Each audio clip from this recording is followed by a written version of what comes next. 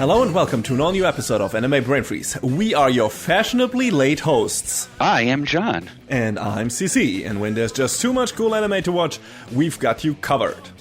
Even though spring is almost here, I say almost because it's still cold as fuck here, but regardless, a couple of new anime have already premiered, yet we still have to do our season finale.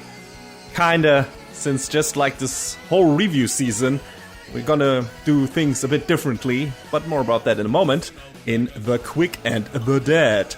So start putting away your sled and ice skates, get ready for them allergies to hit you like a truck, and definitely don't pause the pod. We'll be right back. I get the picture. They try to hit you. They try to kick you down and out. Alright, here we are in The Quick and the Dead, and usually this is where we just do very quick reviews, kinda shotgun, quickfire reviews of stuff we either didn't fully finish, or we finished but didn't feel like talking about too much, or it's a season 2 review of a continued season of a new core that only one of us watched. So if we did a full review of it, that would result in us just talking about the plot for a very, very long time. So we're trying to keep it brisk here. But since we won't really have a full review this episode, 2 of the reviews might go at least a bit longer. The reason why we don't have a full review this episode is kind of... Yeah, I didn't know what to review as a as a final thing. I first thought like Tagged Up Destiny, but then I heard that show completely derailed by the end, or not completely, but went really off the rails in a bad way. And then I was like, oh, okay, well, I check out Heike's story because that's adaptation by a good studio of a very famous old Japanese story. So this seems like something one should watch. And then I watched a couple of episodes, and I just couldn't warm up to the art style. And I was like, no, I can't. Sorry. So that went out the window. And so we didn't have that much. Luckily, a last-minute thing happened this week that I can talk about as well as my other review. And John has 3 short reviews lined up as well. So we at least got a bit of content here for you. And after that, we're gonna have a very short best of the season section because, we only had 1 full review, and maybe we'll pick one from this litter here as well. But who knows? It has been a weird review seasons because we have basically up till now only done 1 full episode. The other one was a special where we talked about the anime awards. So yeah, don't worry, guys. Things will go. My show of the season was the Anime Awards. Yeah. Said no one ever. I was about to say, who would say that? Next season, things are gonna go back to normal because we have a bunch of shows lined up that we want to talk about. So don't worry about that. We're gonna probably have our usual number of review episodes. But sometimes weird shit happens, and sometimes you just don't have enough shows to talk about. So yeah, that's how it happened. Anyway, John, do you want to talk about the first short thing that you, I guess, finished? Yeah, sure. Mm-hmm. First one was the aquatope of white sand, and Yes. that was that story about this girl whose grandfather is closing down the aquarium they've had forever and ever in their family, and this other girl who was an aspiring actress, and she sort of ran away from the job very coincidentally down about as far south as you can go in Japan to Okinawa, where this aquarium is. And it was just this, one of your coming of age stories. I mean, it was handled by PA Works, and we've talked about them before. They do some good work. I had it in my head that with some of the imagery that was going on, that this show was going to go like wildly off the rails like some of their other shows did. I remember that from the sneak peek, yeah, and you made, I don't know if you made the illusions or if it sounded to me like this was going in the vein of Iroduku, whatever that show was called. The World in Colors? Yeah, right. But, it had a little splash of mysticism in there, but it didn't go crazy, which was kind of pleasant, because sometimes when they go a little off the rails, they can't seem to get back on them. They can't seem to find a good balance. Yeah. And this show was fine, but I don't feel like there's a ton to really tackle that I feel like tackling with the discussion about it.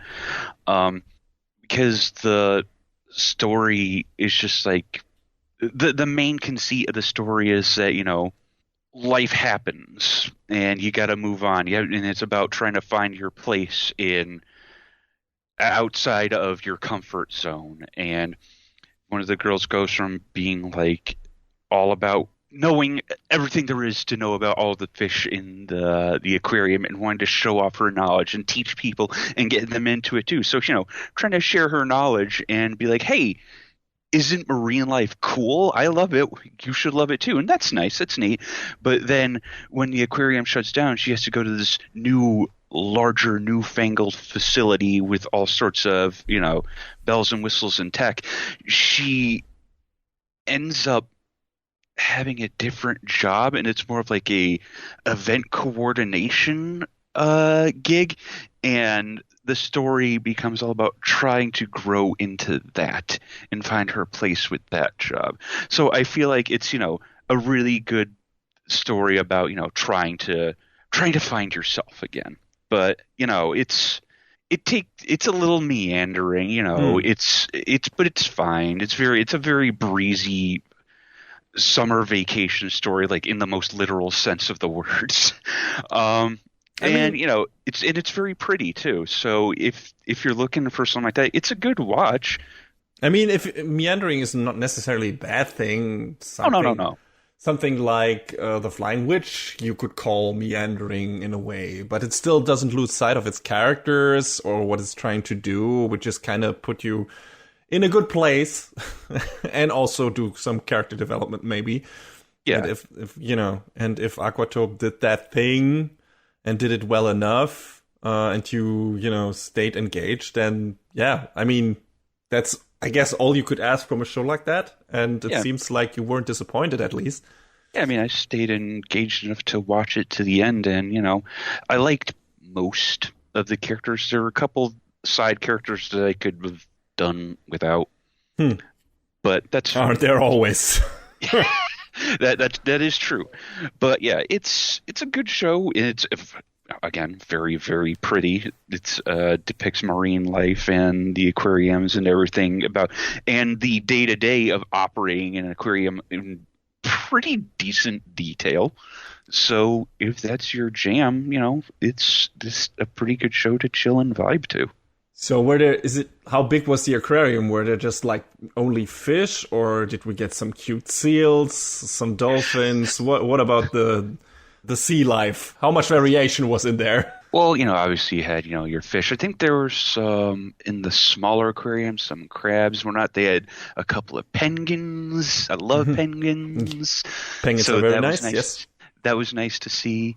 Part of the story later on becomes about the marine life from the old aquarium basically finding new homes, and one of the penguins makes its way to the new aquarium, and it has to kind of adapt to living with these other unfamiliar birds. And of all the characters, this little penguin has its own subplot for like a couple of episodes, and you like to see that's that. Great.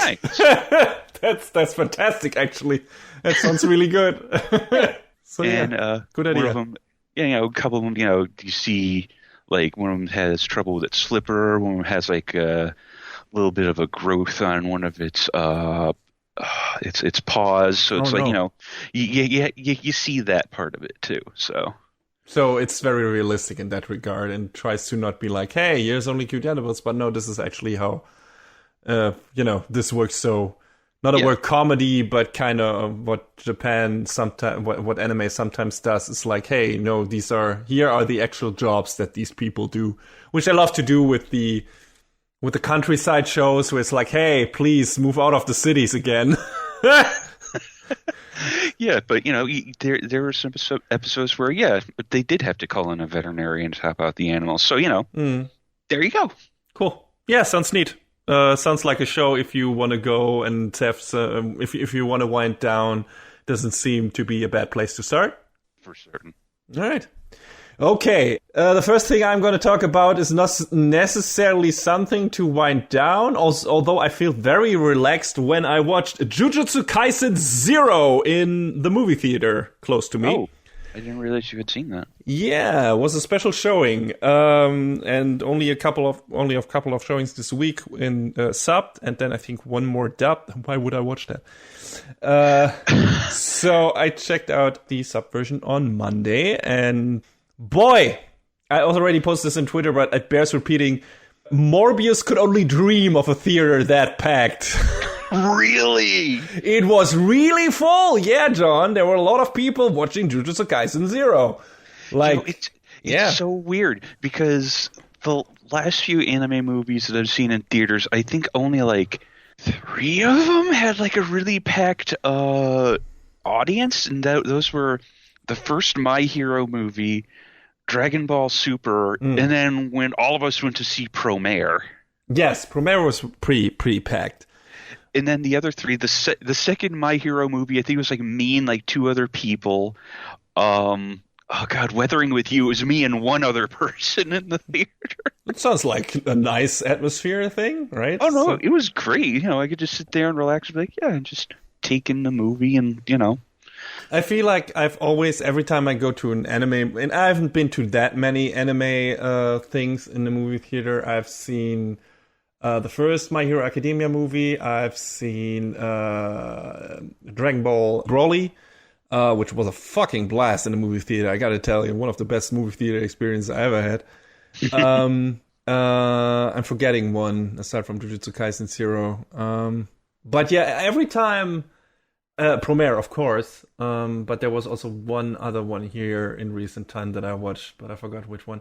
Anyway, anytime I did that, I had a really good time, and there were more people than I expected. Not as many as this time, because this time it was really a lot, which I think is partially also because things are really starting to open up again here, which is not necessarily a good thing, because our government is kind of like, well, we tried, nobody listens to us, so we're just gonna say fuck it and open everything, and just all the mask mandates are gone, and all the testing and stuff. It's all slowly by the beginning of May it will all be gone. So it's like, okay, all right, sure.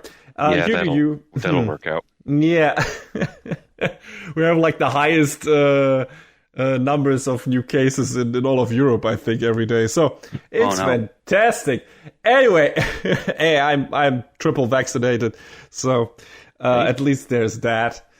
But yeah, that's a different topic. But I think that's one of the reasons why there were so many people, because now it's more comfortable to go to a movie theater again. We still have to wear the mask there right now. Like I said, it's probably going to disappear by May, but everything else is kind of, they don't ask for test certificates anymore, so they're definitely more people. I don't know, Monday is not necessarily a movie-going day here, I guess, but yeah, lots of people. And the thing with anime crowds, was my experience anyway so far, is that there's always a good atmosphere. You don't necessarily have people who make fun of the movie or just be like, oh, what is this shit? This is garbage. Because usually for these kind of movies, the people who are in there know what they're in there for. Like, they know what's coming towards them. They know why they go there. They know why they paid their ticket. Right. They're not there by accident. Which, with a lot of other general movies, it's just like, you know, you're Batman, you're, I don't know, Marvel movie, you're a standard action flick and stuff. People just go there because it's there, and it's like, hey, there's a new action movie, let's go to a movie theater. I didn't do any research. I don't know what that movie is about. Let's just see it, right?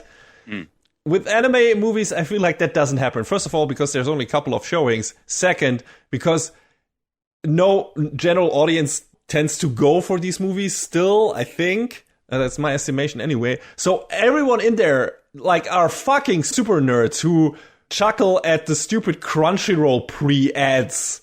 Like, oh, look at this shit. Why are they showing a trailer for the Detective Conan movie? What is this? Like, we were like, they know their stuff, and it's funny. It's so you almost you feel like you were among your peers, I guess, and the people also act like that. It was a rowdy crowd. Like before the movie started, there was a lot of talking.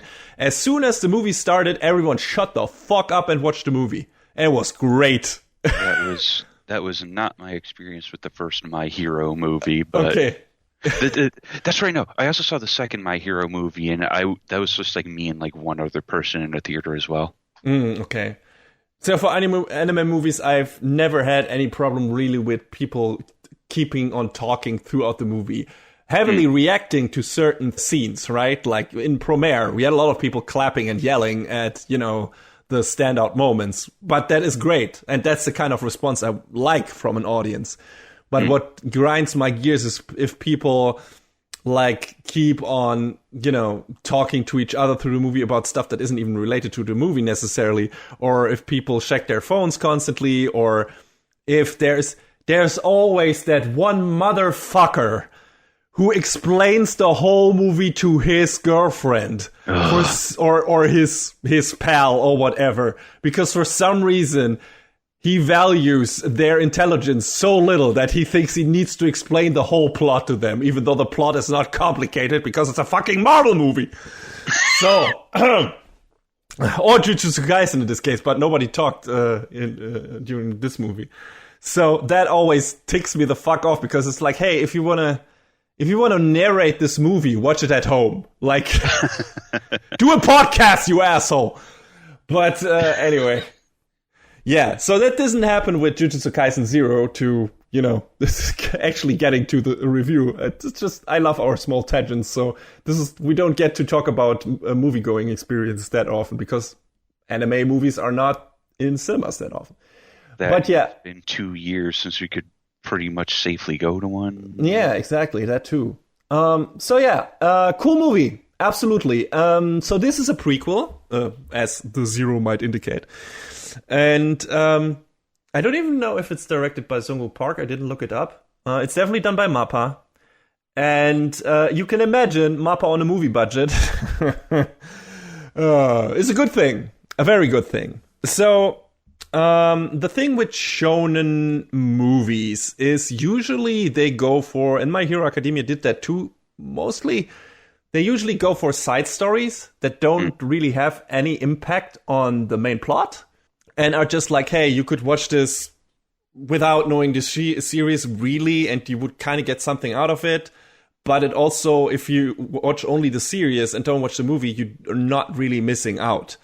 The positive to that is you can enjoy either on its own merits. The negative side of that usually is the movies tend to be more or less successful when it comes to their enclosed little stories, where it's like, hey, we got this one off bad guy that is in here, and usually doesn't have, because these movies also tend to be on the shorter side, usually doesn't have that much going for them, right? That bad guy. And there's not really any great character development happening to the characters we know from the TV series, because they, that side story, it's not in the manga, and they want to keep the actual character development usually for the TV series, or, because that's adapted from the manga. So it's just like, it's a fun side thing that is happening, usually with cool action in it and everything, but that's all you're gonna get out of this. So Jujutsu Kaisen 0 is a bit of an outlier because it's a prequel, and I think that story also had either a manga adaptation that came afterwards or in between the actual series, or it was a one-off manga that started the whole thing. I'm not sure about the origin of this story. But yeah, it's basically what it is mostly about is an event that was talked about in the actual series in passing, and that is the Night of the 100 Demons, or what it's called. You remember one of the main bad guys from the series, maybe Geto, who's one of the main instigators of what is happening in these first two cores of Jujutsu Kaisen. He's the guy with the slick back black hair. Yeah.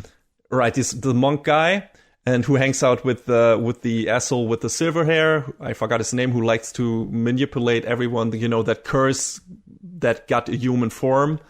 Yeah, so that whole group around Geto were the main antagonists of the first season of Jujutsu Kaisen. but we didn't really know what Geto's drive was. We know he planned something, and we knew he did the thing, the demon, the Night of the 100 Demon thing in Tokyo and in Kyoto, I think. And we didn't really know what that was. They only talked about it in passing in the show. We just knew he did a bad thing, and one of Jujutsu Kaisen's of Jujutsu Tech stopped him. So this movie is that story. It's basically like a full prequel, and it tells you the story of basically what Geto is all about, and what and the main character of the story is Yuta, who is a guy who it seems got cursed by his childhood friend. When they were childhood friends, they were kind of sweethearts in a way, and they promised each other to marry. They promised to marry each other when they grew up and everything. You know, the cute childhood crush and stuff like that. And then she got hit by a car and died. And this is full spoilers, by the way. So just say, you know, Quicker Than That usually is full spoilers. And then basically she got attached to him as a curse, as a giant demon thingy that basically protects him from harm, but also repels all people that try to get close to him. Rika is her name. So, of course, he was an outsider, and he was very dangerous and hurt a lot of people, especially people who tried to bully him, which, you know, not crying over those guys, but anyway, he gets then recruited by Gojo into Jujutsu Tech, and basically hangs out with some of the characters we already know from the first season, with Panda, with Toge, with Maki. They are in there, so it's not like a completely new cast. It's mostly just familiars, really. Like, some of them are reduced to very small cameos, like Todo appears in the final fight for like a second. And some of the other second years are also there. And of course, the first years are not there, like Megumi or Nobara. They're not there because they enter the school when Yuji enters the school in the series. So of course they wouldn't be seen here. But you know, all the second years and third year students are there, and of course the teachers and everything. And so Yuta is, you know, the first half, I would say, of the movie is basically Yuta learning to control Rika, control his powers and everything. Don't let them get out of control, and fight some curses. Grow fond and grow closer to the other students. Go, you know, become friends with Toga, become friends with Panda, and with Maki, most importantly, I guess, because they got kind of a romance thing going, I guess, which complicates things in regards to his fucking demon girlfriend. And then Geto enters the picture. And I wouldn't say it's far-fetched to say Geto is just Magneto. Mm-hmm. When he apparently, that's right now, we don't know why he thinks that way. They keep that still unclear and in shadow, but it's made very clear. First of all, thing we didn't know before it, I think, is that he and Gojo were actually good friends, best friends, before shit went south.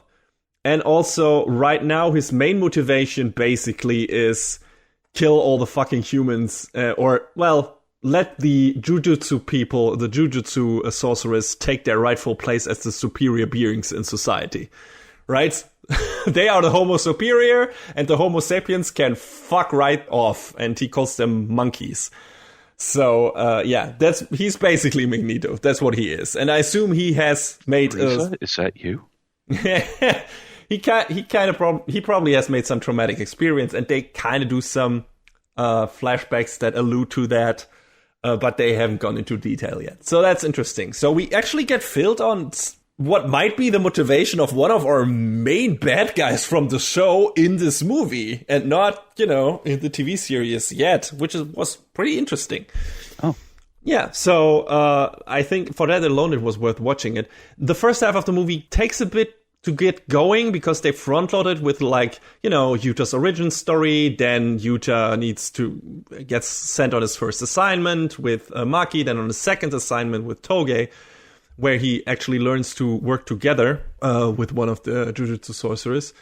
And that takes quite a while and feels like maybe treading water a bit there because, you know, it takes its sweet time. It's not necessarily a bad thing, but I expected the first half to be more action-packed than it was. Because, you remember Jujutsu Kaisen. There was a lot of shit going down there. So, yeah. So I was a bit surprised about the slow pacing of the movie in the first half. But then the second half happens where Geto just appears on the school grounds and is like, hey, I declare war on you, on all of you. And on the night of Christmas this year, I'm just gonna unleash 100 demons in Tokyo and in Kyoto, and or at least 100. I don't know how many it was actually. And if you don't stop them, there will be hell everywhere. So la la la. And as slow as the first half of that movie was, holy shit, the second half. I was like, man, is this even Sungwoo Park? Did Mappa even throw a lot of money at this, or a lot of personnel and shit like that? Oh boy, did they ever. The second half of the movie is such a fucking action blowout. It's ridiculous. There's so many cool fucking fights in there, and so many characters we haven't seen fight yet, especially the teachers. They have some really cool shit going on. There's some badass scene where fucking Gojo goes nuts on one of the crew from Ghetto. So if you want to see a great action movie on the big screen, Jujutsu Kaisen definitely is there for you to watch. And there's not much more to say about that, really, because that's most of what it is. It's a really cool action movie with a nice little love story sprinkled in between, you know, and a bit of story about redemption and trying to find your confidence back in life and try to forgive yourself and everything.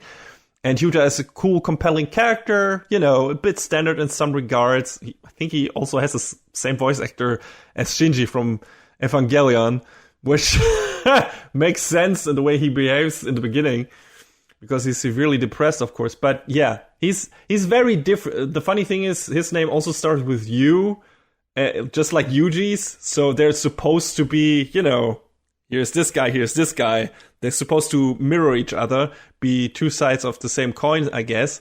But Yuta is a completely different character, at least in the beginning. If you remember Yuji, he's very forward. He's very energetic. He's, you know, he's a guy you can become friends with very easily. That's one of the plot points of the first season, I guess. But Yuta is a very different person because, you know, he's more of a, especially in the beginning, he's more of a, I don't know, soft-spoken, very passive person, and also, you know, has this giant looming monster that pushes everyone away that gets too close to him. So very different attitude towards everyone. So it's interesting to see him interact with the characters we've already seen interact with Yuji. And I can't wait for him to appear in the series proper and him and Yuji to interact. So yeah, that's going to be interesting. And I definitely recommend, if they don't adapt that movie also into the next season, which Demon Slayer did kinda, but since this is a prequel, they probably won't do that. Not sure. Might be.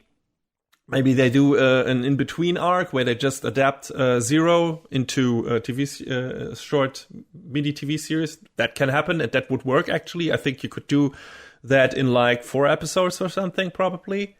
Maybe 5. So, yeah, sure. Why not? But even if they don't do that, I would really recommend you. So everyone who listens to this and watched Jujutsu Kaisen, I would recommend checking out that movie as well, because it's kind of integral to some of the stuff that's happening in the series. I mean, they're probably going to elaborate on everything that the movie said, or also in the series as well.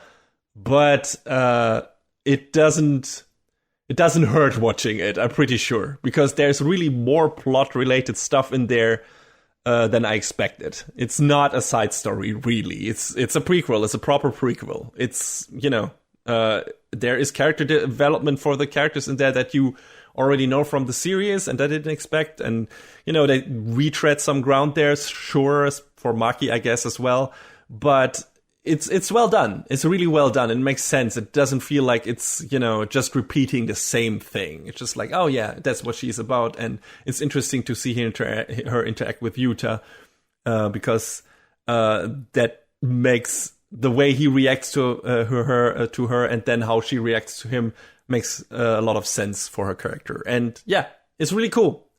Great movie. It's a lot of fun. I recommend you checking it out. If it's still in theaters, try to catch it. If it's not anymore, try to catch it once it's released on Blu-ray or on streaming services. Maybe it will come to Crunchyroll, stuff like that. Who knows? But yeah, definitely a really good watch and worth seeing it on the big screen. Cool. Yeah. John, what is your next thing? Unless you want to say something about Jujutsu Kaisen Zero, or if you intend to watch it. I mean, I would like to be able to watch it. I'm just still a little gun shy about going to a movie theater, even though things are now slightly better than they have been over the past 2 years. Yeah, I can totally understand that. So maybe when it hits streaming or Blu-ray or whatever, maybe that's when I'll finally watch it. I got other stuff I want to watch too, man. Yeah, sure.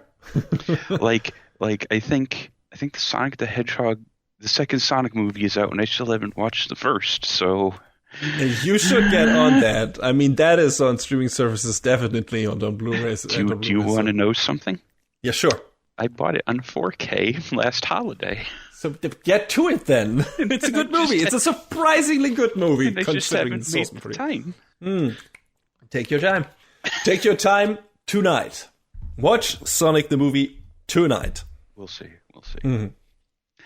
My next was Yuki Yuna is a Hero, the Great Blooming Chapter. We hadn't really talked about this show because it sort of predates the creation of this podcast by a little bit. If I were to talk about it, I feel like it would take a long time, so I'm just gonna gloss over it a bit. It was very much in the vein of magical girls make Faustian deals like Madoka, because that is the nearest comparison that everyone will make, and I will as well. From what I've heard, it didn't seem as depressing as Madoka. I mean, it almost gets there, but then in the end, it sort of reminds you, hey, we can make things all right again. It's like, okay, all right, okay. And that's basically the first 2 seasons where things get really, really, really bad, only for, y'all know that meme, attack and dethrone God. That's literally the plot. Then we get it's a Persona game. I mean, yes. Or Shin Megami Tensei, I guess. Yes.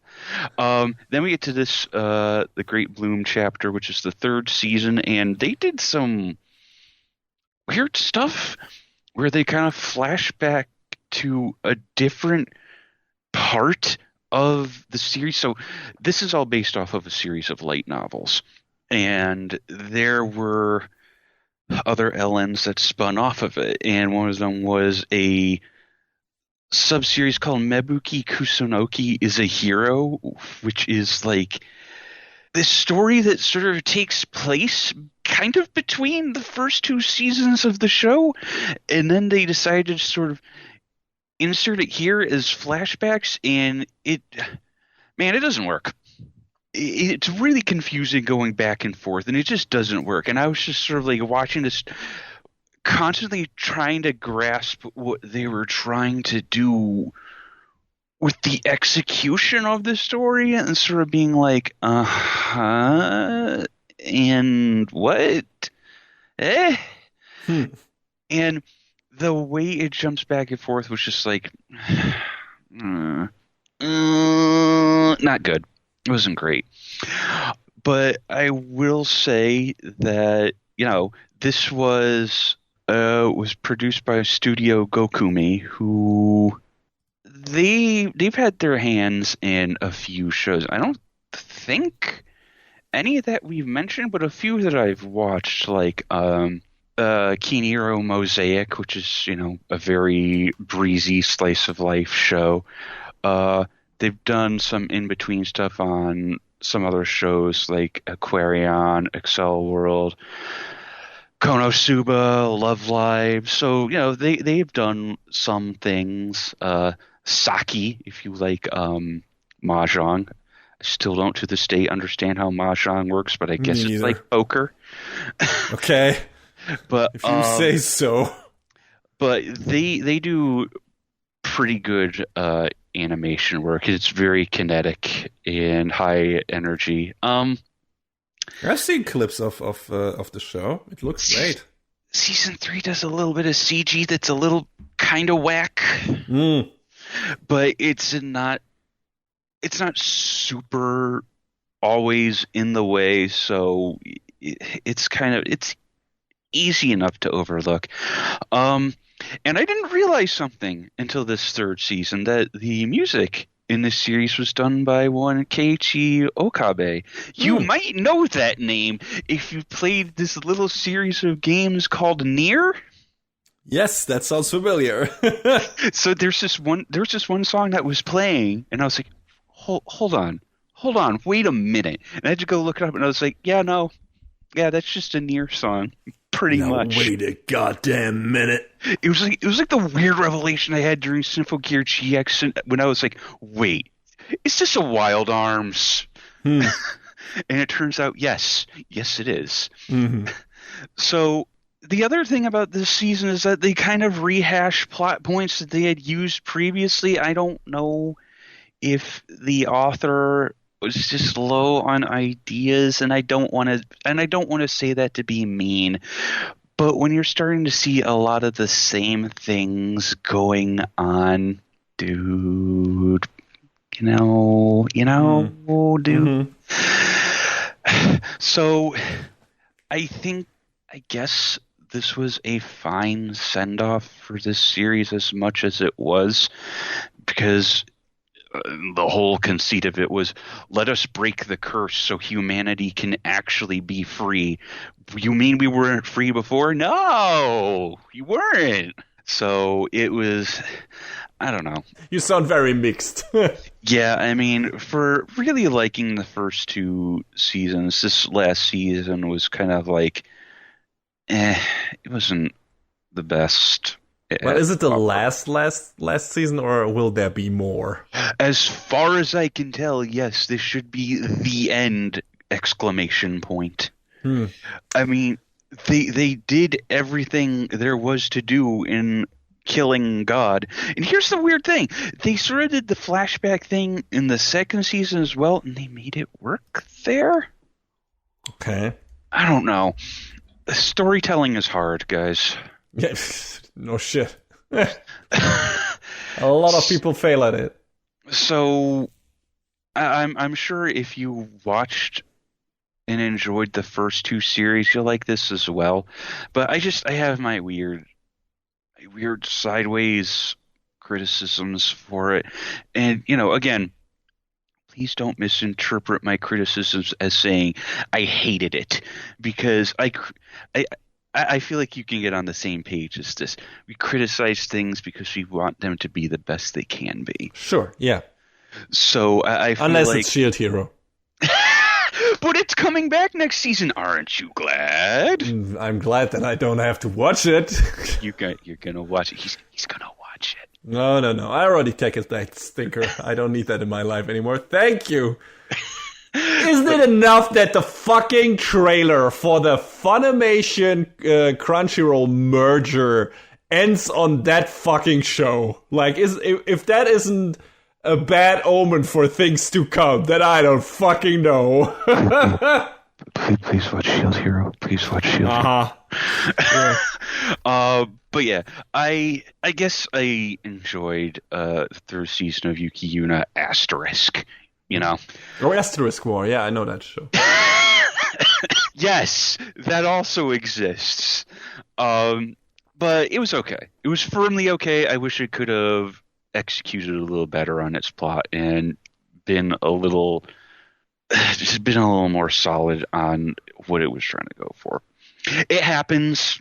It is what it is. Yes, and sometimes you get another season to make up for that, like we got with Symphogear. After AXE, we got XV, and that. Yeah, because AXE was clearly like, yeah, to be continued. It was nudging you pretty hard, but yeah, I mean, as far as I know, wait, am I incorrect? What is Hero History Apocrypha? It sounds like a Fate show. it's a spin-off of a spin-off. Mm-hmm. Okay, maybe there's more, but I feel as far as they were trying to convey in the anime, the story is concluded. The main story. I guess there's other side things from the other side story, but the main scenario quest is ended, and we're waiting for the patch for the next story. That's an FF14 joke. I got it. Got it. Yeah, but anyway, I mean, if that story seems like it has reached its logical conclusion, then they shouldn't, overstay their welcome. If they try to extend stories beyond their natural flow, that never works in the story's favor usually. So yeah, because the main story is Yuna's. Then there were the side stories with Sumi, Wakaba, and Mabuki. Sumi and Wakaba were kind of rolled in with season 2, and then it looks like Hero History Apocrypha is kind of like a spin-off of Wakaba's story. Like it's a short spin-off, like a 3-part thing. I don't light novels, man. You know what? At least it's not an isekai. At least it's not that. We don't ask for much, but at least that. I can't tell you, looking at live chart, and I know I've said this before, and I'll say it again because it bears repeating, how many shows I click that skip button on because one of the genres either says isekai or the format is light novel. See, the thing is, there's one light novel that I didn't even get a full adaptation on, and that is Full Metal Panic. So there are exceptions to the rule. Yes.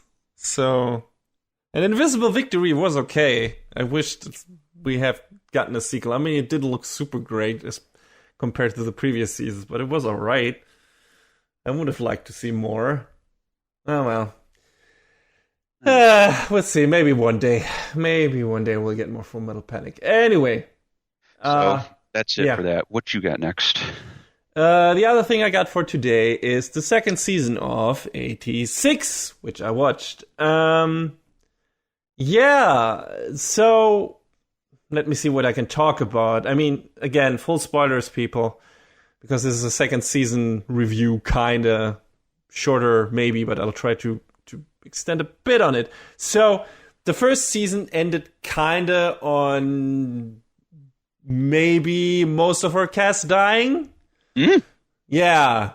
So they get thrown into this war thing. I mean, they have been at war with the Legion the entire time, that autonomous Legion of AIs that got built by one country and then went crazy and took over and destroyed that country and then started attacking all the other countries. The stuff that will happen to us in the future as well. But also, the story was about this crew of kind of child soldiers, kind of in the vein of Gundam Iron-Blooded Orphans, but not as much mercenaries, more like slaves that were forced into the war as cannon fodder by the ruling class of the Republic of San Magnolia, who were, populated by very racist people who decided that the people that didn't have silver, white skin and silver hair should maybe just die in the war. So, I wonder what that is based on, relates to. But that's back at this point. Yeah, true that. Oh shit. Anyway, they and those were the 86. They were from the 86th district of that republic and were kind of shunned and were treated like, human garbage basically, and just things to die in the war. And we had this one character who was a proper citizen of the republic and also a major in the army, Lena, who kind of felt like who was trying to change things, who was trying to earn this 86 the respect they deserve. Yeah, that was basically it. She was trying not to act like the other people in the army and not just treat the 86ers as tools of war, right? And she had a tough road in front of her, because the 86ers, being treated like tools of war the entire lives, also weren't really fond of their oppressors, understandably so, and considered them, like, each of the two factions consider each other as pigs for different reasons. So they weren't really warming up to her. They weren't too fond of her. They considered her called her a princess pig or something like that. But slowly they, she warmed up to them. They warmed up to her, and they, became. They started relying on each other, and they started to trust her, which was like the main drive of the first season of that show. It was basically like, hey, here are these two very different factions, and this one person from this one trying to change thing has a very good heart, is a Lena is just a kick-ass character. Let me just go out and say that here. She doesn't appear that much in the second season, but when she does, boy, does she kick ass just by being there and being the person that she is.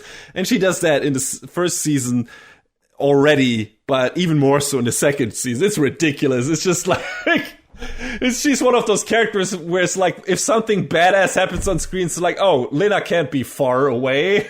She must be somewhere here, because she's probably the reason that this happens. And so it's she's an amazing character, and I think I love to see her on screen. She's really well written, and even if she wasn't that much in this second season, she has some really good scenes in it. But yeah, first season was chiefly about her and about the processor of the 86ers from the Spearhead Squadron, which she was assigned to. And his name was Shin. And that, very cold person, very friendly to his comrades, but also very reserved when it came to other people. And he seemed to be like a kind of Walking Dead person in some aspects, not very emotional and stuff like that. And he had like this emblem on his war machine, on his on his Juggernaut, which are these spider-like mechs that every one of the 86ers fights in. And which is like the headless gravedigger. And his name was... What was his name? Was it Gravedigger? Something like that. Undertaker. That was his nickname. So... Did he have a partner named Paul Bearer? Yeah. Maybe. But yeah, that's... But what his shtick was basically...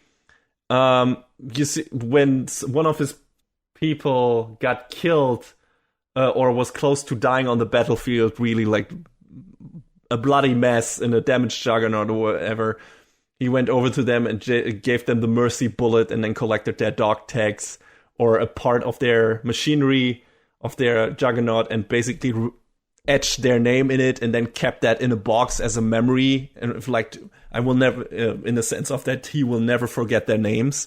And names are very important in the show. It's like one of the characters has like this big burst out against Lena when she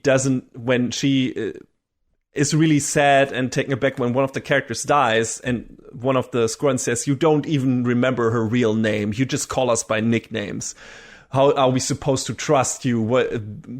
How can you think that we? How can we think that we even are meaning anything to you if you don't call us by our real names?" So from that moment on, because she feels very guilty because of that, and she says, "Yeah, that person is right." She makes an effort to remember everyone's name, writes them down, and remembers them. And that's one of the key scenes in the first. One of the key turnaround scenes in the first season. And that comes back at the end of this season in a very cool way that I fucking loved. It's really good. But yeah, the main drive of the first season was her character development and her growing closer to Spearhead Squadron. And the other one was Shin, who I didn't go into that in the review of the first season because that would have been spoilers. Shin's main plot drive, which we get filled on not too late, but I said in last third maybe, or second half at least, is like 3 ways fucked up and then something.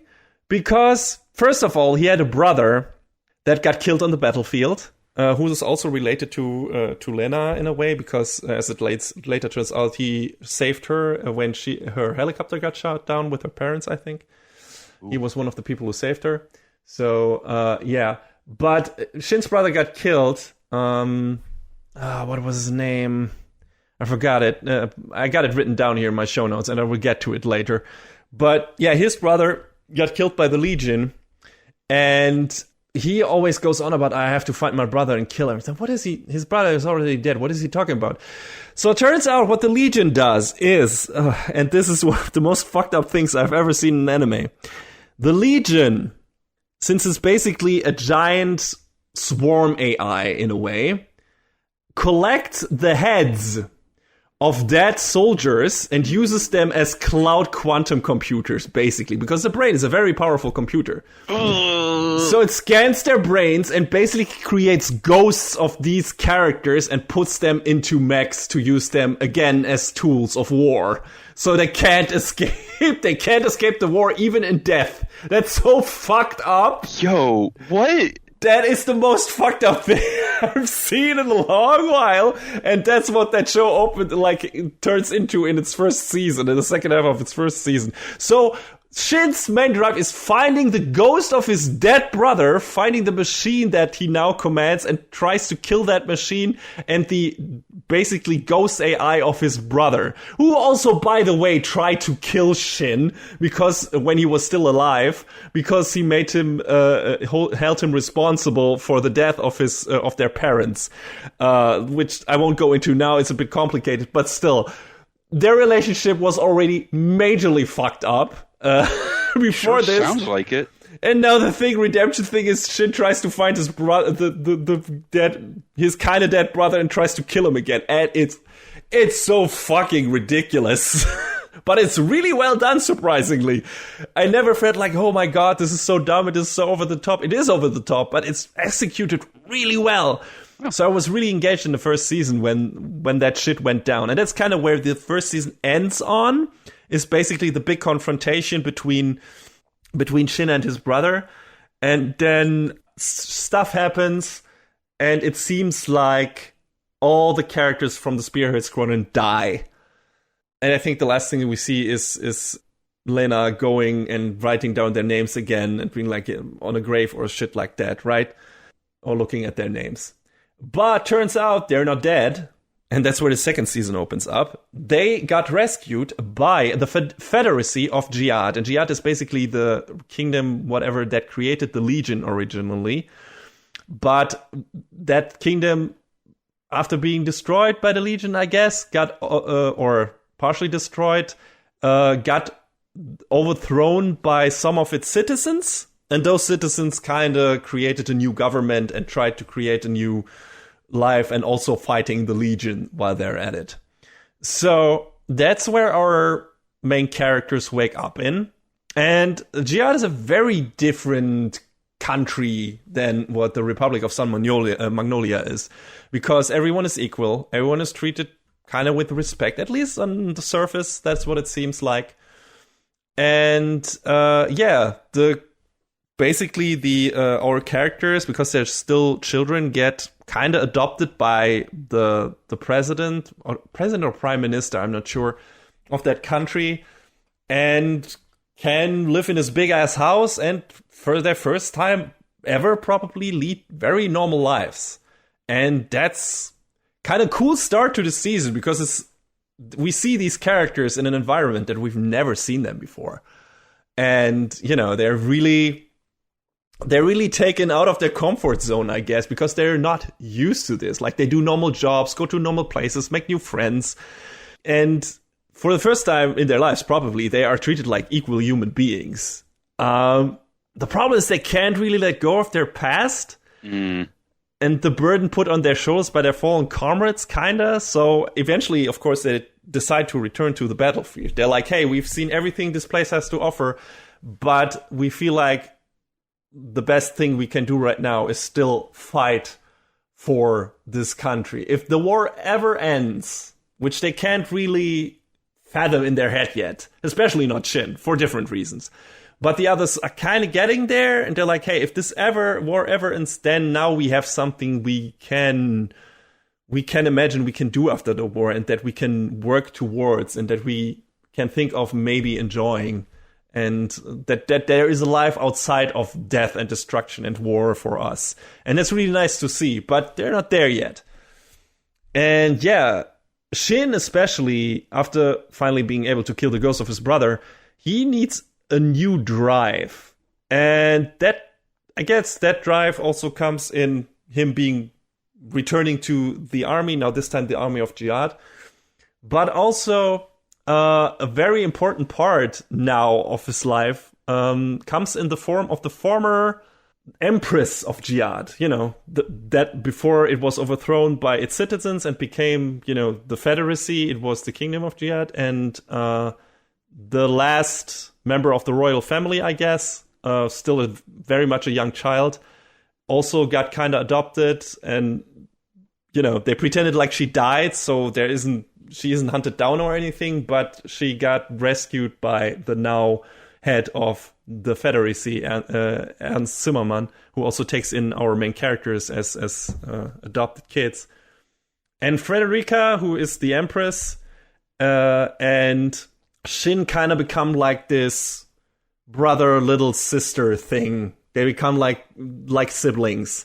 Like they very quickly they get attached to each other, and it's very organic.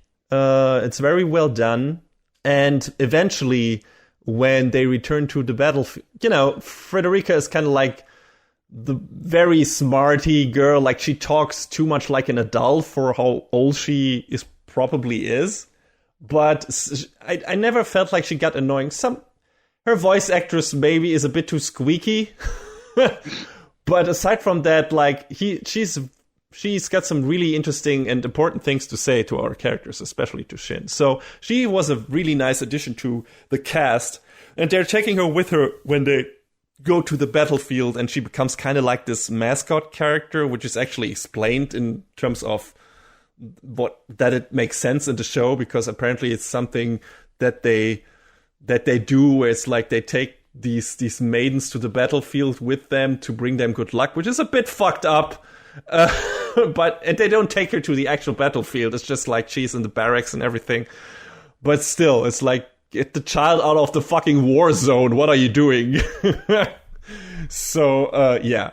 Frederica's main drive is that she wants to destroy the ghost of her former protector, her knight, who got picked up and integrated into the Legion, just like Shin's brother. She can also see the present and past of people she talks to, which is a convenient way to make her know everything about what has happened to our main characters without having to do exposition dumps. So, that's good. And yeah, then, you know, a lot of fighting happens. Shin and his friends are, of course, like these super capable soldiers that none of in the army of Jihad can basically reach. And that's why and that's the reason they also are a bit of outsiders there, even if they're not really being persecuted anymore, and they're not treated like a lower class like they were before. They're still kind of outsiders because, yeah, again, they fight so well and relentlessly. They scare the other cadets kind of, you know, because they're so adept and they're so cold as efficient killing machines. The only ones willing to spend some time with them are Frederica and Shin's new friend Eugene that he met in the library together with Eugene's sister, who of course dies in the third episode. That's the kind of story this is. I saw Eugene. He met him in the library. They talked to him and says, "Oh, this is a nice side story. Yeah, here's this guy." And then he appears later when they get to the recruitment camp, to the training camp. Like, "Oh, yeah, that's true, Eugene. He's so fucking dead. He's so fucking dead." Yeah, even though it's harsh that Eugene dies, his death scene isn't hitting that hard, especially since we barely spent any time with him. Like, his death serves more of a grim reminder that nobody in the series is really safe, except for maybe Shin and Lena. But yeah, they do something with that later on. They rebuilt the robot Fido, which is like this transport robot that behaves like a giant dog, which I was very fond of. That had a great scene in the first season. Like, that one was one of the best scenes in the first season, when he kind of gets destroyed and remembers. And you see videos he recorded of all our characters. And so we basically get filled in on how their lives progressed in the Spearhead Squadron through the eyes of Fido. And that was really cool and really well done. So it was really happy when he returned to the crew and was rebuilt by Frederica and Grete, who is like their new commander, who is a very kind of opportunist who gambles the lives of the 86 to get her will and rise through the ranks, but she has a good reason and also a good heart. So yeah, she's also a cool addition in terms of character. And yeah, like I said, Shin and Frederica grow close, like because he fills in this big brother role that her knight did before him, like Kiria, the one that now Frederica is trying to find the ghost of and trying to kill him. But yeah, Kiria went insane when he thought that Frederica was killed by the Federacy during the rebellion. And he went just mad with rage, and that's the state he died in. So you can imagine his ghost is even more, driven by a single-minded goal, probably, than his previous, his living version was. So yeah, and pretty much the final thing of the second season is that the Legion starts like this large-scale offensive, and that's then a lot of action shit happens left and right, and yeah, the action is good. Just like with the first season, I think the biggest problem with the action scenes is still that all the mechs look very same-ish. Most of them are silver or white, and all look like spiders. So when things get hectic, you don't always know who is fighting and who's on the verge of being killed.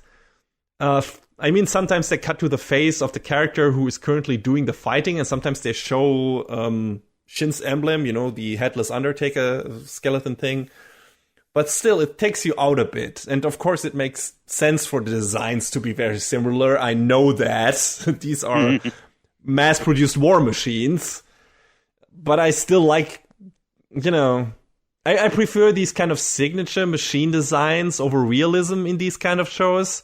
I mean, that's how Gundam usually does it, at least for, the main Gundam stuff, main Gundam mechs. Of course, you have mass-produced stuff like the Zaku and everything. But also, you get the key main character Gundams that all looks a bit differently, are color-coded in a certain way, have like these special attachments. And you get a bit of modifications on the Juggernauts in 86, but only ever so slightly. Like, I think two of the characters have, like, one Juggernaut has like a giant-ass anti-tank shell rifle, sniper rifle on its mounted, and another one has a bunch of rocket launchers mounted.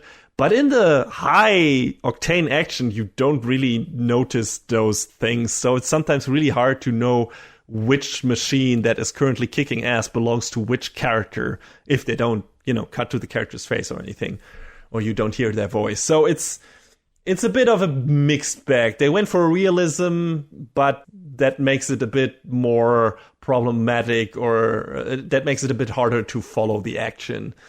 So I don't know how to feel about that. I would have preferred probably to have each of the characters maybe have a bit of color coding in there to make it easier, or I don't know, very different mech design. I mean, aside from I haven't watched this, but I guess from an in-universe practicality manufacturing standpoint, it stands to reason. Yeah, it absolutely makes sense, and of course, it also fits with the theme of the 86 being treated like cannon fodder, right? It's like, hey, we have these mass-produced war machines here that no one can control really, aside from them. And, in the first season especially, it's heavily emphasized that these are death machines because they have very, very little armor. They are so hard to control that it's very easy to kill yourself if you don't know what you're doing while controlling them. So it makes sense that, the Republic of San Magnolia didn't put much thought into actually making them safe and look different and be, suited for each individual demand. So, yeah, sure. They mass-produced just the cheap shit out of those things, and then they put people in there and said, here, go to war, we don't care if you die. So yeah, like you said, in universes make total things. It makes total sense that these things look the way they do. It's just like, hey, okay, I could have done with a little bit less realism here, just in favor of being able to follow the action scenes easier. Yeah, that makes sense. But yeah, it's not bad. It's not bad. Those are good action scenes. You know, we have some cut frame CG in there as usual, where they try to give it the standard. Hey, this is the anime look or whatever. so the mechs move with a bit lower frame rate, which I'm not a fan of. But you know, aside from that, the action scenes are well directed. They look good. You know, there is a lot of heavy impact fighting there and a lot of big explosions and stuff like that. Good sound editing and everything. So the action scenes are good. Aside from the few things I mentioned, I didn't have really anything to complain. And my man Savano goes super hard. Hey. There's a reason the soundtrack was nominated for an anime award. Wouldn't have given it to it, but it's definitely one of his good ones. Yeah, it definitely works a lot for the action scenes. Also for the somber scenes, but definitely for the action scenes mostly. Yeah, so getting back to the characters for a final bit here. So Shin fights more and more suicidal, which we start to notice at this point. First you think it's because he has lost his main drive in the form of his brother, right? Because that was the thing that was stringing him along in the first season, and now that's gone. And that's part of it. But the bigger reason seems to be him struggling with holding himself responsible for Eugene's death, which is kind of emphasized by Eugene's little sister sending Shin fucked up letters along the lines of, "Why did you kill my brother? Give him back." Yo. Wait, she is not the instigator of that, as we later learn, is one of his comrades in arms from the Jihad Federacy, who is just, you know, who was also friend of Eugene's and who was responsible, and then asked Eugene's sister to write those letters, which is really bad. That guy is an asshole. But he also apologizes later on. He says, like, Jesus fuck, I was so filled with rage. I'm sorry. At least that. But Shin could have still punched him in the fucking face. The thing is, that behavior that Shin now expresses, where he becomes more and more reckless and suicidal and just does these wild moves that almost get him killed, even more so than he did in the first season. He reminds Frederica of Kiria in that regard, which upsets her a lot. So they have a lot of conversations about that and between each other. And that's probably the core of this season. And I will get to that a bit more later. But that's what I noticed at this point in the show. It's like, hey, the best thing about the show is the talks between Frederica and Kiria, between Frederica and Shin. It's really good stuff. It's really well written, and it really tries to stay away from standard, I don't know, cliche anime. I don't know, here is big brother, little sister talks, because mostly Frederica acts like the big sister. Because she's like, hey, I've seen this shit you're doing right now. I've seen it with Kiria, and I know where this leads. So please listen to me. What you're doing will destroy you, and that will destroy me because I've grown fond of you. I might be projecting on you because you look like my former big brother person, but still, please listen to me. And it's really good stuff. What I also noticed at this point is, and this production was maybe a bit troubled. Not in terms of quality, but they got 2 recap episodes in there, 18.5 and 21.5. And the last 2 episodes of this season only aired like 2 weeks ago. So already way into the next season. So, yeah, there was something up. I don't know what exactly. I'm glad they took that time, and it was definitely worth it, and I will get to that. But, yeah. It was a bit weird, like, so 2 recap episodes so close to each other, you know that something was up. Yeah, but at this point in the story, we do like a quick shift to Sun Magnolia again, just to show Lena's side of things. Like I said, she's not a lot in this second season, which is a bit of a bummer. But we see that the Legion has finally invaded Sun Magnolia and everything gets destroyed, which is really fun. In regards to funny, because everyone in the army of Sun Magnolia tries to cover this shit up, right? Because it's like this giant propaganda apparatus. It's like, you see that less and less people are around. They're all still drunk. It's like, hey, everything is going well. But it's like, where are your commanding officers? Maybe more of them are getting killed. It's like, nobody seems to notice, or they're all trying to get drunk to forget. But it's like they're still acting like the war is far away, and then suddenly it just is in front of their doorsteps and everything turns to hell.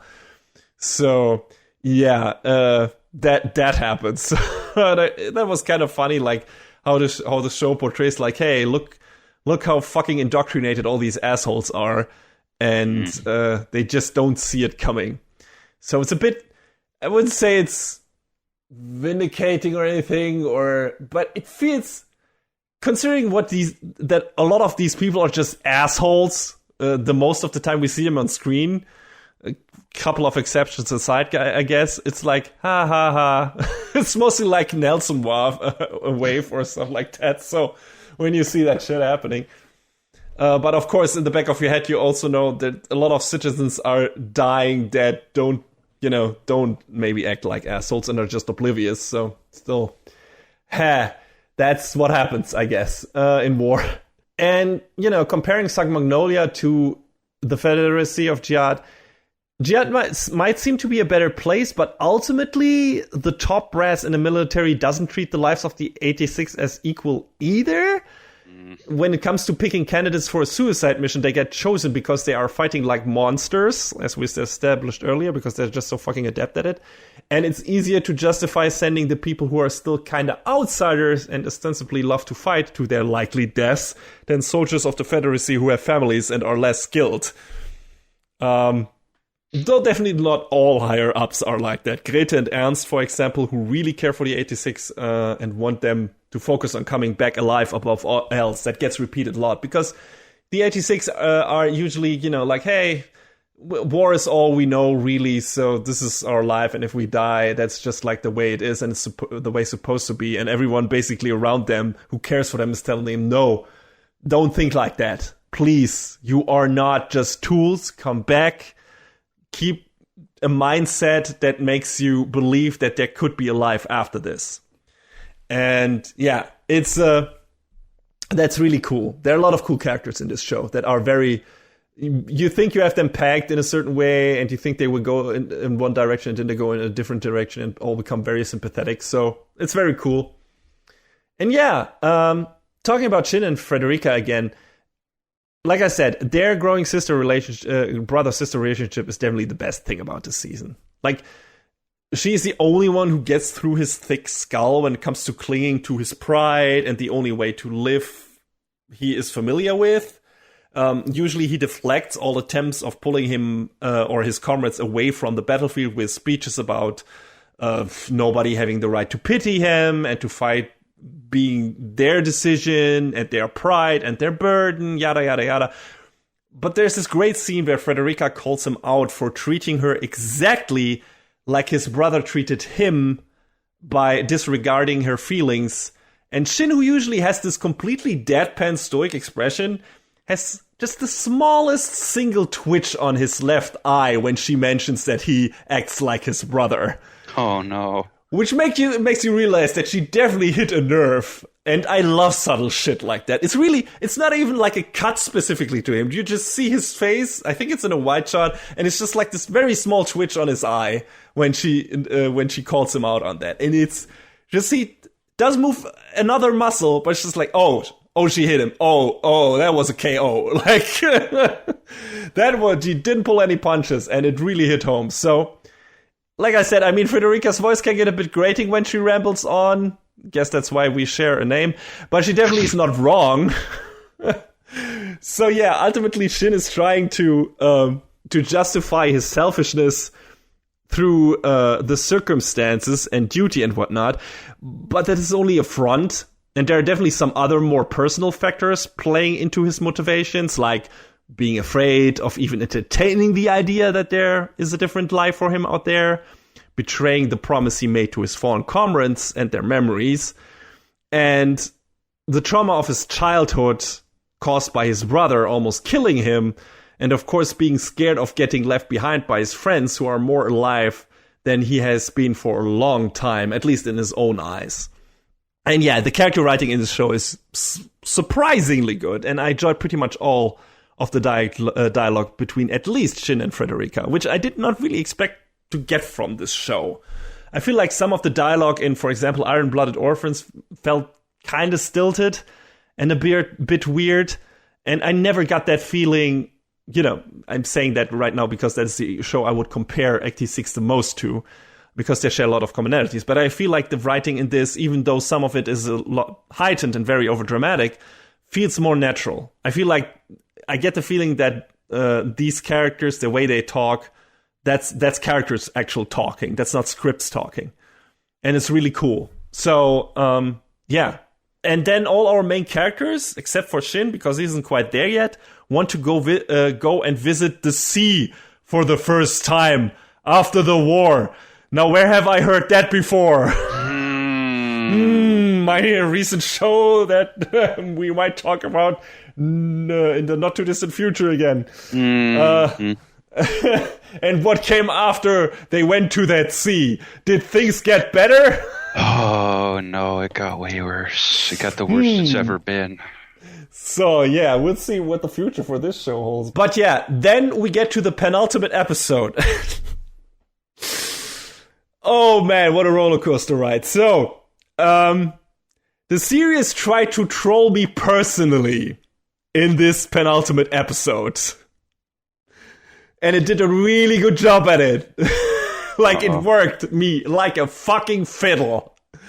So Lena has this badass entry, and then the show does the thing, and you know the thing, John, you know the fucking thing, where it keeps Lena and Shin artificially apart. And they have they're already in the first season, they have this pseudo-romance going, and they're gonna end up together, there's gonna be a thing, right? And he feels like he wants to be with her, and she feels like she has a connection to him, and they're gonna meet on the battlefield, and it's gonna be grand, and they're gonna fall into each other's arms, and it's gonna be great. And she thinks he's dead, right? She thinks all the people from Spearhead Squadron died. She's still keeping their names in a little.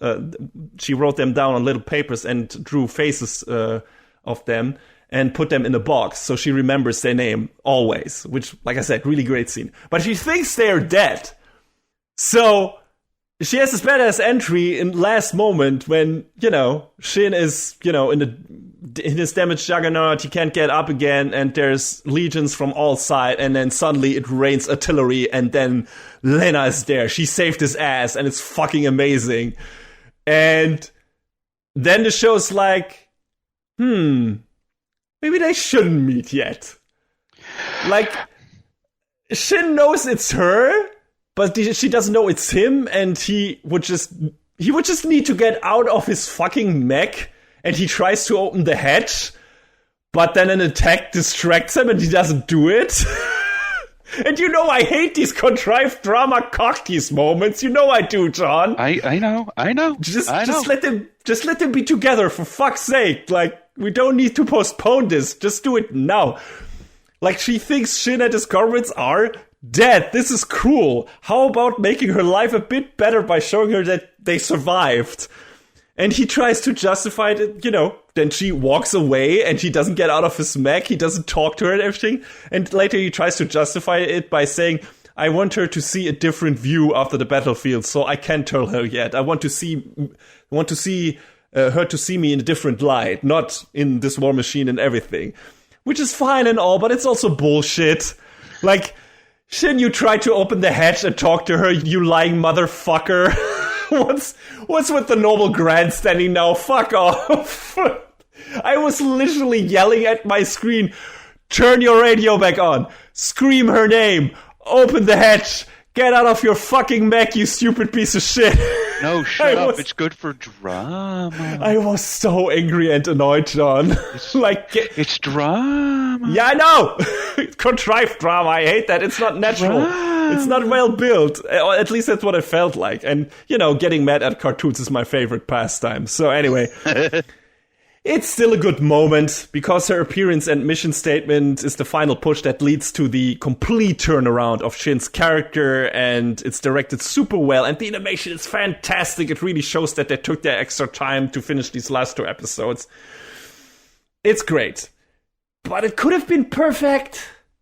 I get that the series wants to have its cake and eat it too, and it does in the final episode when Lena meets the whole gang and repeats all of their names with tears in her eyes, and that's a great scene too. But that feels more like an afterthought.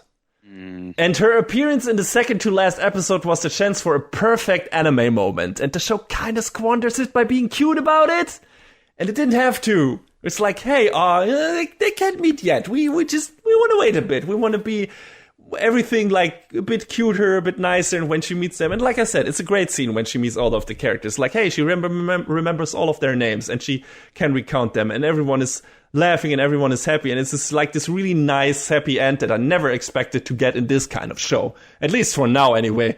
There are more light novels, I assume, so there are more of these characters will die eventually, probably.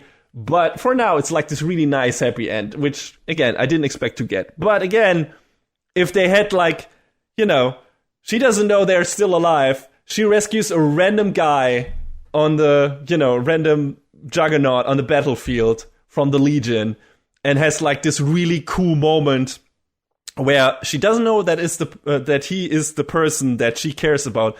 But regardless, she tells him exactly what he needs to hear to finally find his new drive and his goal to finally live again. Like his reason to finally live again. To finally, after all this time, after he just wanted to die, finally believe that he deserves to live again. That he deserves to lead a life after the war and everything. And that he shouldn't have died when his brother tried to kill him and everything. Finally, he can let go of his guilt and all of that, and all the shit falls off his shoulders, and it's like this great fucking moment. And imagine then he would have just opened the fucking hatch and would have smiled, and she, holy shit, it's you shit, and then they fall into each other's arms. I know it would have been cheesy, but holy fucking shit, I would have cheered on the fucking couch. I would have jumped up and down. I would have been like a small school child when they see their favorite toy or shit like that. I would have just jumped up and down and be super happy about it. I would have been aside myself. I would have been so happy. And the show doesn't do that. The show doesn't do the perfect anime moment thing. So, yeah, like I said, it could have gone worse. They could have like postponed the her meeting everyone and shit like that to the next season whenever that is happening, or whenever then Shin is maybe trying to rescue her from a problem from danger and he can be the hero, whatever, which would have been really cliche. But they don't do that. But still, it's like you had a chance. It was so well done. It was so well directed and staged, and it just needed that last thing to be perfect, and they didn't do that. Oh well, anyway, I really enjoyed the show, and even if we don't get another season and it ends before the war does, I can absolutely live with this temporary happy end for our characters. God knows they deserve it. Also, gotta laugh at Lena's slimy superior in the army suddenly having a picture of 2 adopted 86 children on his desk after the Legion destroyed most of St. Magnolia and the remaining citizens got saved by the Federacy, which very much frowns on open racism. So that dipshit adapted rather quickly and got with the program, even if it's just for show and politics. Good for him, I guess. It's like, before we see his desk and it's just, a picture of his fucking white family with silver hair and white friends with silver hair, just fucking white people everywhere. And then after the war, they get rescued and taken over by this more liberal country. He's like, oh, well, now I have some brown children. Oh, it's funny. It's really funny. The show does some neat commentary on this kind of stuff, and I appreciate that. I really appreciate that. It being doing some snide commentary. Anyway, good show, good ending, even though it could have been perfect. Just saying. If there's more, I'll definitely watch. But if there isn't, that's also perfectly fine. Just like we said with when Mob Psycho Season 2 wrapped up. If there's more, that's great, but also if there isn't, great show, doesn't need a continuation. So, got at least 2 or 3 very good character arcs and some decent action out of these 2 seasons. So yeah, watch that show, everyone. It's a really good action show. It's really good character drama. And yeah, I am pretty sure you will have a good time. I've seen some people say it's a bad show. I don't understand that. Like the guys from Anime World Order talked about the show and said, it's a bad show. It's like, what are you talking about? I don't understand. Like, how is that a bad show? Like, it's based on a light novel, yes, but it's one of those, war story shows. But it's really well done. It's really good character writing, and it doesn't do the hey, here are these innocent children who now have to die too much. Just I guess the appropriate amount for that kind of story, and not as much in the second season as it does in the first season. So, yeah. I enjoyed the show a lot. Sometimes weird, shoddy CG aside, but yeah, it's definitely worth a watch, and it's one of the better shows I've seen in recent times. So I can recommend it. So check it out if you get the chance. And yeah, that's it for 86 Season 2. That went on longer than I wanted to, but yeah, I guess I had more to say about the show than I expected. I was gonna say, wow. Yeah, that turned into a full review on the way. I mean, I didn't take that many notes, but I remembered stuff that I wanted to talk about, and I hope I didn't just recite the plot, but I think I went more into the character aspect of thing and the key scenes that stuck out to me, so I think it's good. Yeah, John, but you have one thing left, right? Yes. The vampire dies in no time. It's a show predicated on one joke. That's it. I mean... I guess there was something there to keep me watching all the way through to the end, just because I guess I hadn't filled my quota of stupid goof shows for the season. It really is a one-note show, but just I don't know. It's aggressively all right, but it has that really cool opening number that's really catchy. Yes. So it's got that going for it. I mean, as far as comedy shows go, you could do a lot worse. But you have to go into it with the understanding that you're getting exactly what's on the label. The vampire dies in no time. And again and again. It's several times over and over and over, turning into sand and dust and, Listen, the most important question here is, does John get featured again? Of course. John the Armadillo has his own episode. Oh, perfect. Oh, wait. Well, okay. Then that's reason enough to watch the show, I guess. I mean, I didn't. But then again, me and comedy have a complicated relationship, so. But yes, it's just a big stupid goof. It's Jun Fukuyama basically being himself. That's not a bad thing. No, not at all. And you got a cute little armadillo familiar that's there to just be, cute little guy. Like I said, it is exactly what it says in the name of the show. You have the world's weakest, most pathetic vampire dying all the time, and it's played up for comedy. And there's, even though it is the same joke, there's slight variation. There's enough variation as it goes along to be like, yeah, okay, maybe, but I don't feel like it's definitely not the deepest, most intricate comedy you could watch.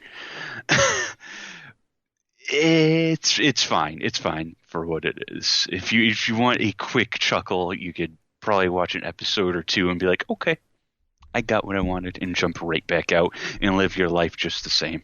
Okay. I mean, that's fine either way, right? I mean, yeah, whatever you decide on. I mean, I don't know how to go into more detail than that, so there you go. That's it. I mean, some of those comedy shows are just that. The most important thing is, does it work for you?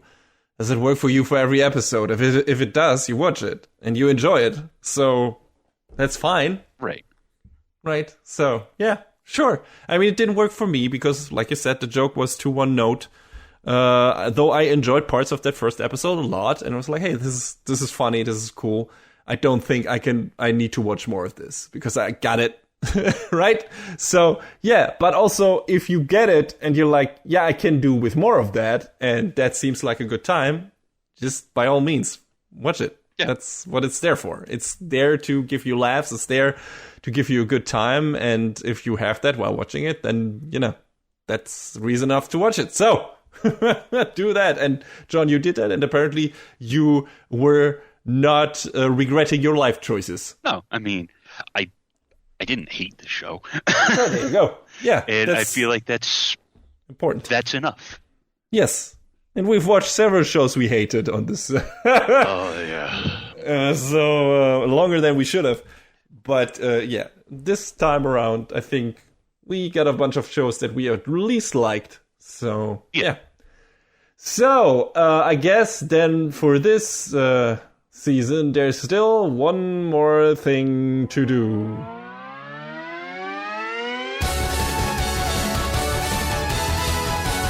Best of the season. All right, best of the season. John, you take Sakugan, I take 86 season 2? Yeah. All right, that's it, people. That's a wrap on the 100. I mean, there's not really much more to say about this time, people. It's not like we have a bunch of shows to choose from. So I liked Sakugan. I think it's great. And I could have chosen that as well. I think I had some problems with it, at least in some aspects. But not that many, really. I think it was just about, hey, where's this going? This feels like first part of something, and we're not done with this yet.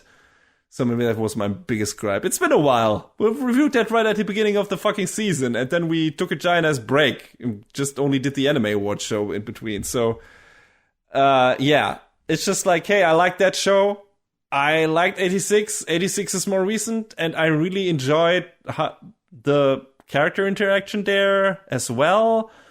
And I really liked what that show ended on, kinda, even though it was only great when it could have been perfect. But why am I to complain about a show that is great? So, hey, and if we can have our cake and eat it too, John, why would you choose Sakugan, aside from it being the only big review we did this season? Yeah, I mean, like I said, I've been watching less and less lately, so, Yeah. It feels a little bad to say I'm picking this by default, but it's not a bad default. Sakugan was great. Exactly. And I really, really hope there's a second season on the way, man. Yeah. That show, that's the thing. That show needs a second season. That's probably my only gripe with it. It's like, hey, that story has just begun. So it's not finished. And we need a second season for this. And yeah, let's go with that. Let's do that. Which is like if I remember correctly, the fucking full plot of that was like completely backloaded into the last 2 episodes of something.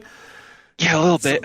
Yeah, so and isn't finished. So definitely that show needs a second season. And yeah, let's hope we'll get that. And then maybe I will also choose it as my best of the season. If I hadn't also watched the second season of 86, I would have chosen that. But that left a really good impression on me, and I enjoyed that quite immensely, which is fun saying considering the topic, the subject matter of that show. But still, good show, great characters.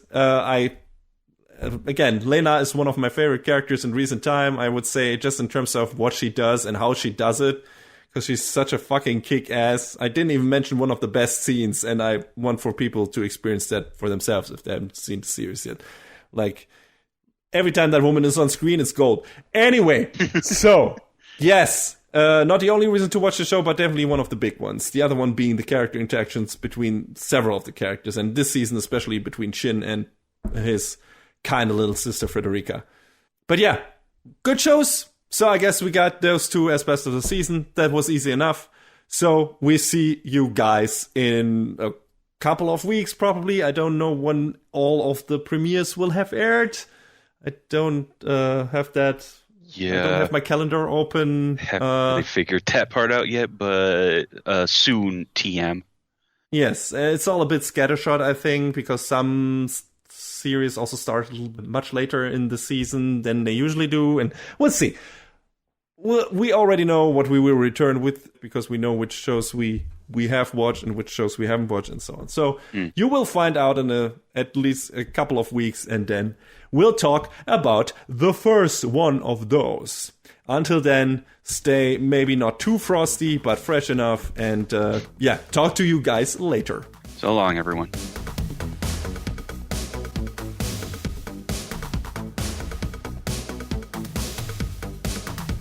And that is a wrap on the 126th episode of Anime Brain Freeze. All the music in our show is from the Double Dragon Neon soundtrack by the amazing Jake Kaufman. Please go to virt.bandcamp.com and check out his awesome work. Our show is available on most of the popular podcast services, but it's always worth visiting animebrainfreeze.com for our review index and more. Leave us comments and questions on YouTube, follow us on Twitter at AnyBrainFreeze, or send an email to animebrainfreeze@gmail.com. We would love to read your feedback. Thanks for tuning in. We hope you had a good time, and please join us again on our next episode. Macht's gut. Take care, everyone. Next time on Anime Brain Freeze. The last train home becomes an endless nightmare. And a flashy investigation leads to double trouble.